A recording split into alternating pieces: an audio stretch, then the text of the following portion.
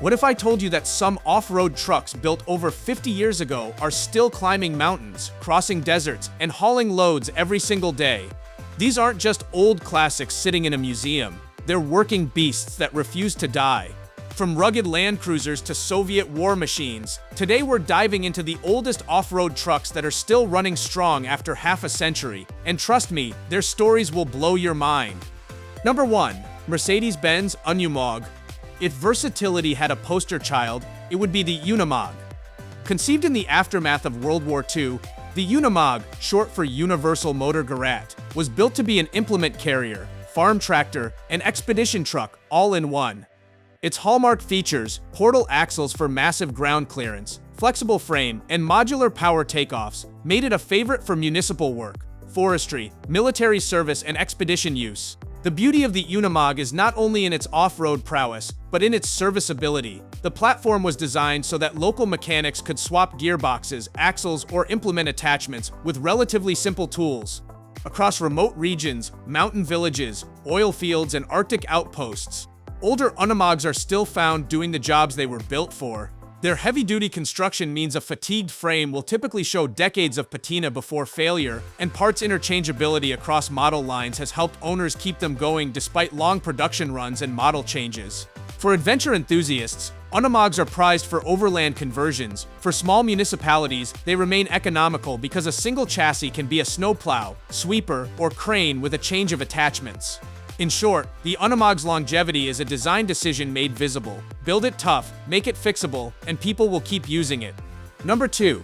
Toyota Land Cruiser FJ40. Few vehicles have earned the same global reputation for reliability as the Toyota Land Cruiser, and the FJ40 generation is where much of that mythos was forged.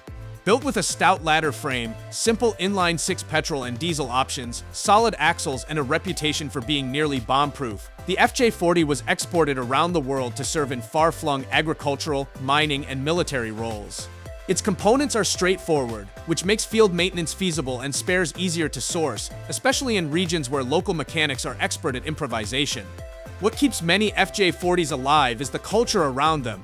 Owners who use these trucks off-road often maintain them meticulously because failure in remote terrain is not an option. Beyond hands-on care, the aftermarket and salvage markets have matured globally. Used parts, donor vehicles, and reproduction panels allow keepers to rebuild without waiting for scarce original spares. In hot, dusty rural areas, they still appear in daily work routines. In colder climates, they re-emerge as restored icons. The FJ40's continuing presence in utility and adventure roles shows how a simple, trustworthy mechanical package can outlast decades of changing automotive fashions. Number 3. Land Rover Series, Defender lineage. The Land Rover Series vehicles, the Series 1, 2, and 3, and their successor, the Defender, were designed for colonials, farmers, and anyone who needed a utilitarian, repairable four-wheel drive. Originating shortly after World War II, these vehicles emphasized a boxy, simple architecture, straight frames, live axles, and easily removable body panels. Their simplicity was precisely the point. They were meant to be fixable in the field with a limited tool set. Because of this design philosophy, many Land Rover Series trucks and early Defenders, particularly the steel-bodied variants, remain in service around the world. In Africa, the Australian outback, and remote parts of South America, you'll still find Series Land Rovers moving equipment, ferrying people, and serving as the backbone of small-scale logistics. The Defender's fan base is legendary. A network of clubs, spares dealers, and dedicated mechanics helps keep these vehicles working even when original factory support wanes. The combination of a widely understood mechanical layout, a tradition of improvisation, and decades of spare parts circulation makes the Land Rover family a prime example of longevity through maintainability. Number 4. Jeep CJ Series. The Jeep story stretches back to the battlefield, and that DNA remained visible in civilian CJ models. The CJ5 and its CJ siblings were small, rugged, and embarrassingly easy to work on. With straightforward engines, non-complex drivetrains, and abundant aftermarket parts, CJs were naturally repairable in small garages and backyard workshops. These utilities found homes with farmers, small contractors, and recreational off-roaders who valued functionality above all else. Many CJ models are now more than 50 years old and still in use, not always in pristine condition, but as trusted daily drivers in rural settings or as weekend warriors for off-road hobbyists. The Jeep culture also matters. Swap meets, clubs, and a thriving aftermarket have created a global ecosystem that makes keeping a 50-year-old CJ practical. Where parts are scarce, local machinists often fabricate needed pieces, and where modern conveniences are desired, owners retrofit the vehicles while retaining the original mechanical heart. The CJ's longevity is a portrait of community, enthusiasts and utilitarians pooling resources to keep a simple, effective vehicle alive. Number 5. International Harvester Scout. When International Harvester introduced the Scout in the 1960s, they aimed for a compact utility vehicle that could compete with emerging SUVs while being straightforward enough for farm and ranch use. Built tough with simple drivetrains and heavy steel bodies, Scouts were used across North America for everything from ranch work to off-road recreation. The Scout's popularity among rural owners meant many remained in service long after their expected lifespans. Scouts that survive today do so for the same reasons as their counterparts elsewhere: simplicity of design, an owner base that values repairability, and a rich aftermarket that includes reproduction parts and conversion kits. Unlike delicate modern SUVs, the Scout's sheet metal and mechanicals tolerate rough use and patchwork repairs, and this makes them ideal for owners who prefer a working vehicle over a Concours restoration. In backcountry applications, an IH Scout that's been mechanically refreshed can be more useful than a newer electronically complex vehicle that would be hard to fix away from a dealer. Number 6. Dodge Power Wagon. The Dodge Power Wagon reflects an era when trucks were built like small tanks. Originally derived from military designs, many Power Wagon models, particularly those built during the mid-20th century, were intended for heavy off-road work. Their heavy frames, low gearing, and simplistic mechanicals made them natural candidates to survive decades of rough usage. These trucks often lived dual lives, older models still working on farms and in rural industries, and restored versions kept by vintage enthusiasts. In practical service, Power Wagons endure because they were overbuilt. Their structural components were designed to withstand extremes, and their simple engines and drivetrains are friendly to backyard rebuilds. Owners report that a well-maintained Power Wagon is the kind of truck you can throw a heavy load at and expect it to keep going, and that reliability translates into many surviving, hard-working specimens even today. Number 7. Ford Bronco. The first-generation Ford Bronco, introduced in the mid-1960s, was engineered to compete in the compact utility market with a focus on off-road capability. Its straightforward chassis, solid axles, and variety of simple engines meant that maintenance could be handled by a competent local mechanic without dealership intervention.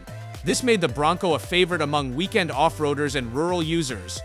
Many early Broncos are now over 50 years old and remain in use. Some survive as restored classics, but a good number still do the rough work they were built for: hunting, trail access, ranch chores. The Bronco's value for longevity comes from a blend of ruggedness and a vast aftermarket supply. Bronco parts are plentiful, and the vehicle's popularity has created a vibrant community of owners who exchange tips, donor parts, and repair knowledge. For people in remote areas where dealer support is minimal, the Bronco's simplicity is the reason it has outlived more complex contemporaries. Number 8. UAZ 469. From the Russian plains to the Caucasus Mountains, the UAZ 469 has been a ubiquitous sight wherever rugged, low-cost off-road mobility was required.